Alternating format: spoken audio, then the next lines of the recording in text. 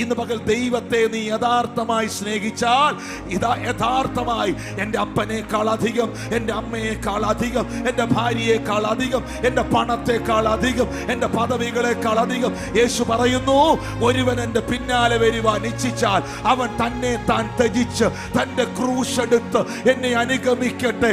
എന്നേക്കാൾ ഉപരി അപ്പനെയോ അമ്മയോ വീടോ നിലങ്ങളോ പ്രിയപ്പെടുന്നവൻ എനിക്ക് കൊള്ളാവുന്നവനല്ല, അവൻ എൻ്റെ ശിഷ്യനായിരിക്കാൻ കഴിയുകയില്ല.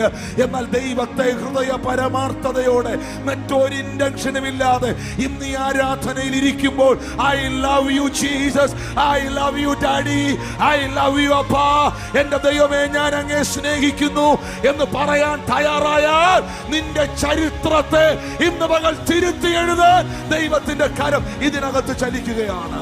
മോറിയ മലയുടെ മുകളിലേക്ക് കയറിപ്പോയ